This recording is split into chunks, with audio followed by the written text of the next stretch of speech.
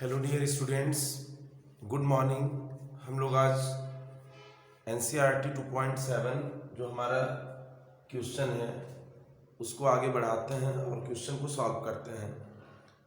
पिछले जो क्वेश्चंस थे आप ज़रूर उनको एक दो बार देख लें, प्रैक्टिस कर लें। जहाँ पे आपको डिफ़िकल्टी आती है हमको कमेंट में इन्फॉर्म करें। और चलिए क्वेश्चन की ओर हम लोग बढ़ते हैं विदाउट वेस्टिंग इन टाइम। ये क्वेश्चन भी हमारा जो है तो पेज 41 का है। जो 2.6 भी था वो इसी पेज का था। Henry law constant, first line में ही हमको ये पता चल रहा है कि जो क्वेश्चन हमको सॉल्व करना है वो हेनरी ला से रिलेटेड है।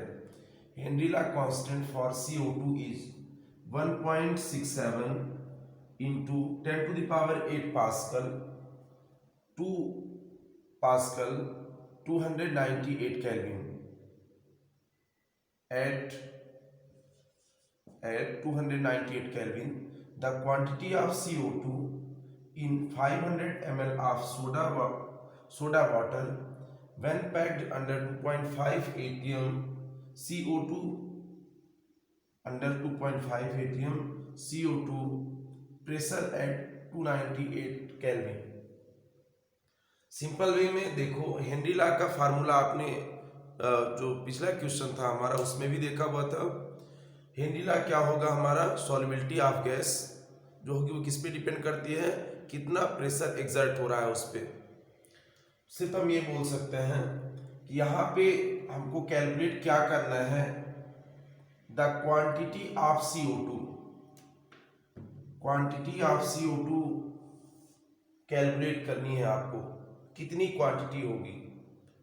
क्वेश्चन में जो हम लोग लिखते हैं फार्मूले में, उस फार्मूले का क्या यूज है, कितनी चीजें लिखते हैं, तो हम लोग प्रेशर और यहाँ पे CO2 गैस यूज कर देते हैं। जो हमारा प्रेशर होगा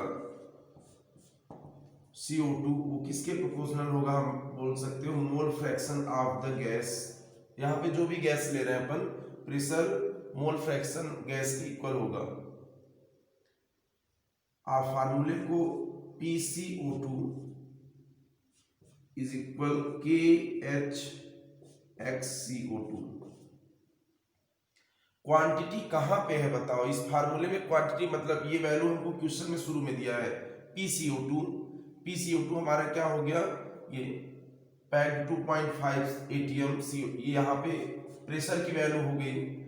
KH फर्स्ट लाइन पे हेनरी कांस्टेंट, CO2 गैस के लिए हेनरी कांस्टेंट की वैल्यू कितनी हो गई 1.67। मतलब जो हमारा क्वांटिटी है, मास है, वो सिर्फ मोल फ्रैक्शन में आएगा, मोल फ्रैक्शन में आएगा। मोल फ्रैक्शन के लिए हमको ध्यान रखना पड़ेगा कि क्वांटिटी वहीं से हम निकाल सकते हैं। ये दोनों वैल्यू हमको गिवन है, इस वैल्यू से हमको क्वांटिटी पता चलेगी। सिंपल तरीके से देखो, यहाँ पे हम लोग मेंशन कर लेते हैं गिवन डाटा जो भी है हमारे पास, क्या क्या हमको गिवन है। तो फर्स्टली आपने ध्यान रखो, क्या बोल दिया, गिवन डाटा जितने भी हैं हमारे पास, KH और PCO2, प्रेशर ऑफ CO2, देखो पता चल गया होगा कैलकुलेट क्या करना है, ठीक है ना। ये फार्मूला हो गया, हेनरी ला है, इसलिए हम लोग ये फार्मूला लगा रहे हैं। और इस फार्मूले को यूज करने के बाद हमको ये दोनों डाटा दिए हुए हैं क्वेश्चन में। XCO2 में ही हमारा आएगा क्या, उसकी क्वांटिटी अपन मास के लिए बोलेंगे। अब XCO2 क्या होता है और अपन डिटेल में आगे बढ़ते हैं और फिर आगे दिखाते हैं आपको कि XCO2 आप कैसे कैलकुलेट करोगे। तो गिवन हमारे पास फर्स्टली अपन यूज कर देते हैं जो गैस का प्रेशर है, प्रेशर ऑफ CO2 है हमारे पास प्रेशर ऑफ CO2 है आप 2.5 atm, 2.5 atm है। हेनरी कांस्टेंट है CO2 के लिए कितना, तो ध्यान रखो 1.67 10⁸ पास्कल। प्यारे बच्चों, यूनिट यहाँ पे हमको सेम करनी पड़ेगी, चाहे आप एटीएम को कन्वर्ट कर लो पास्कल में या पास्कल को कन्वर्ट कर लो एटीएम में। एक छोटा सा कन्वर्जन आपको ध्यान रखना है, यहाँ पे कन्वर्जन एक छोटा सा आपको ध्यान रखना है, क्वेश्चन सॉल्व करते वक्त फार्मूला ये लगेगा। हम लोग ध्यान रखते हैं कि जो 1 बार की वैल्यू होती है, 1 बार किसके इक्वल हो गया, तो आपने कह दिया 10⁵ पास्कल। 1.013 बार किसके इक्वल होगा, आपने कह दिया 1 ATM के। और यहाँ पे 1 बार के प्लेस पे अपन क्या लिख सकते हैं, 10⁵ यूज कर दिए फॉर पास्कल। पास्कल के लिए हम लोगों ने 10⁵, और ये किसके इक्वल हो गया हमारा 1 ATM के। अब 1 ATM यहाँ पे मान लो आपको ATM को पास्कल में कन्वर्ट करना है, तो आपने वैल्यू पुट कर दिया यहाँ पे, तो ये कन्वर्ट हो गया। मान लो आपको पास्कल को कन्वर्ट करना है ATM में, तो आपने यही फार्मूले 1 पास्कल में कन्वर्ट कर दिया। 1 पास्कल जो हो गया हमारा वो किसके इक्वल होगा, 1.013, 1 अपॉन में पूरी वैल्यू चली जाएगी कितनी, 1.013 10⁵, और ये पूरा हो गया 1 पास्कल, ये ATM में कन्वर्ट हो गया। मतलब 1 ATM की वैल्यू हो गई ये, और 1 पास्कल की वैल्यू हो गई ये। अब आप यहाँ पास्कल का जो डाटा दिया हुआ है आप कन्वर्ट कर लो इसको, और कन्वर्ट करने के बाद जो है तो जो गिवन डाटा है वो पूरा लिख लो। ये ऐसा करना क्यों पड़ा है, यहाँ पे दोनों की यूनिट सेम करने के लिए। मतलब डायरेक्टली मैं यहाँ पे सिर्फ ये चीजें पुट कर रहा हूँ कि 1.67 10⁸ और पास्कल 1 पास्कल की वैल्यू अभी हम लोगों ने लिखा, 1 पास्कल किसके इक्वल हो गया, 1.013 10⁵ ATM। प्यारे बच्चों जब ये कट होगा यहाँ पे 3 टाइम्स ही हो गया, पूरी वैल्यू कैलकुलेट करने पर आपके पास जो आने वाली है वो सिर्फ क्या होगी कि h की वैल्यू हो जाएगी। ध्यान रखो जब अपन कैलकुलेट करते हैं, कैलकुलेशन पे हमारे पास आएगी वैल्यू 1.648 10⁵, 1.648 10⁵ पास ATM। ये हमारे पास PCO2 भी ATM में हो गया, KH भी हमारा ATM में कन्वर्ट हो गया है। हमने ये कन्वर्जन देख के इतना कन्वर्ट कर दिया, ये गिवन डाटा हो गया। XCO2 अभी अपन देखते हैं कि XCO2 कहाँ से आएगा।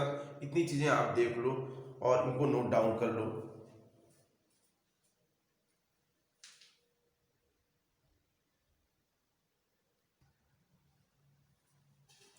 डियर स्टूडेंट्स पूरा फार्मूला आप एक बार देख लो, है ना। थोड़ा सा मैंने वीडियो पॉज इसलिए किया हुआ है कि ताकि वीडियो कम MB का बने, है ना। बहुत लंबा हो जाता है, बहुत ज़्यादा डाटा यूज़ होता है। देखो सिंपल सा हम लोग को ये पता था, ये चीज़ें हमको गिवन है। PCO2 दिया हुआ है, KH की वैल्यू दी हुई है, और जो हेनरी लॉ कांस्टेंट है वो पास्कल में था, हमने ATM में कन्वर्ट कर दिया। अब देखो हम यदि फार्मूले की ओर मूव करते हैं, फार्मूला हमारा PCO2 था, XCO2 है, PCO2 KH XCO2, मतलब मोल फ्रैक्शन गैस का। अब मोल फ्रैक्शन कैसे कैलकुलेट करते हैं, तो आपने पढ़ा हुआ है, it is the ratio of number of mole of one component to the total number of mole present in the solution. तो यहाँ पे हम जिस गैस का नंबर ऑफ मोल रहे हैं वो हमारे न्यूमरेटर में हो गया, टोटल सॉल्यूशन के मोल्स डिनोमिनेटर में हो गए। ध्यान रखना है हेनरी लॉ की लिमिटेशंस हम लोगों ने पढ़ा हुआ था। Henry law is applicable only less soluble gases. जितनी गैसेस जो गैसेस लेस सॉल्युबल हैं, डाइल्यूट हैं, उन्हीं के लिए मतलब ये एप्लीकेबल होगा। इट मीन्स जब अपन डाइल्यूट बोलेंगे मतलब quantity of solute is less, तो यहाँ पे इसकी क्वांटिटी हमने लेस मान लिया कि हमारा NCO2 एब्सेंट है या ना के बराबर डिसॉल्व है, तो हमारा N ये बचता है, यहाँ पे डिनोमिनेटर में सिर्फ इतना बचेगा। अब इस फार्मूले में देख लो आपको सब वैल्यू मिल चुकी है, मतलब PCO2 था, KH की वैल्यू है, यहाँ पे NCO2 और NH2 है। NH2 कैसे कैलकुलेट करेंगे, देखो स्मॉल n का मतलब होता है मोल्स, और मोल आपको पता है W/M को हम लोग मोल बोलते हैं। मोल क्वेश्चन में हमको W की वैल्यू दी है 500 ml, तो हमने 500 ml को कंसिडर किया है कितना 500 ग्राम से। 1000 ml इक्वल 1 लीटर और 1 kg। 500 ml है, मतलब हमारा 500 ग्राम हो गया। वाटर का हम लोग मॉलिक्यूलर मास याद किए हुए 18 होता है। So number of mole of H2 कितना हो जाएगा, तो जब H2 का नंबर ऑफ मोल कैलकुलेट करोगे कितना होगा 500 अपॉन 18, या आपने कह दिया 27.78। ठीक है, ध्यान रखो ये चीजें हमारी जब हम लोग 1000 के लिए कैलकुलेट करते थे कितनी आती थी 55.5, यहाँ पे ये 500 हो गया, तो जस्ट आपने 55 का हाफ कर दिया तो भी यही वैल्यू आएगी। अब सब डाटा हमको पता चल गया है, बस सेकंड में अपन 1 सेकंड में कैलकुलेट कर लेंगे पूरा कैलकुलेशन। यहां तक का स्क्रीनशॉट ले लो।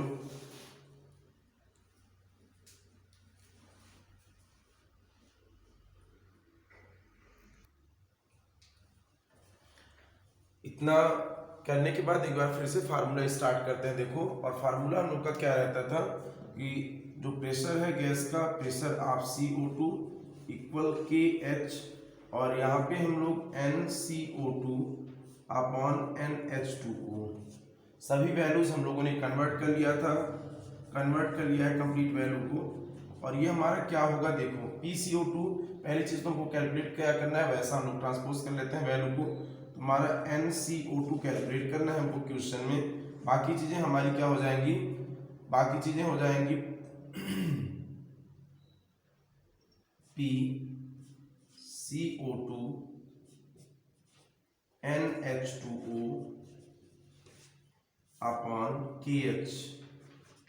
प्यारे बच्चों, तुरंत वैल्यू सबकी पुट फॉरवर्ड करो। PCO2 की वैल्यू आपने कैलकुलेट किया हुआ था, क्वेश्चन में गिवन था कितना हम लोगों को, तो प्रेशर दिया हुआ 2.5 ATM, और 2.5 ATM को हम लोगों ने कन्वर्ट करके इसको कितना कैलकुलेट कर लिया हुआ था, 2.5 इंटू NH2 अभी कैलकुलेट किए हुए हैं 27.78, और KH की वैल्यू हम लोगों ने कैलकुलेट किया था 1.648 10 to the power 3, 10 to the power 3। Complete calculation में ध्यान रखो NCO2 की वैल्यू जो हम लोगों के पास आएगी, number of mole of CO2, ये होंगे सिर्फ और सिर्फ 0.0422 मोल, 0.0422 मोल। देखो, अब यहां से हमको NCO2 मिल गया है, इसी N की क्वांटिटी कैलकुलेट करनी है। ध्यान रखो N का मतलब क्या हो गया, आपको पता है N का मतलब सिर्फ होता है W अपॉन M होता है। तो यहाँ इस क्वेश्चन में हमको NCO2 का कैलकुलेट हो गया है कि NCO2 इतना होगा गैस का, because NCO2 is equal W upon M। so W आपको कैलकुलेट करना है, W is equal NCO2 into small m, मास हो गया। NCO2 हमको अभी कैलकुलेट किया कितना आ रहा है 0.0422, और CO2 के लिए जो हमारी M की वैल्यू होती है वो 44 हो जाएगी। क्वांटिटी या वेट हम कह दें कितना आ जाएगा इसका, तो जब पूरा कैलकुलेट करोगे तो आपके पास आएगा 1.857 ग्राम। इजी और सिंपल तरीके का क्वेश्चन है, आप एक बार देख लीजिए, जहां भी डिफिकल्टी हो आप कमेंट करके हमको जरूर बताएं। ध्यान रखिए, कमेंट करिए, आपके कमेंट से हमको सपोर्ट मिलता है, हम आपके लिए थोड़ा सा वर्क कर रहे हैं, तो आप भी हमारे लिए इतना जरूर करिए। Thank you, thanks for watching and listening me.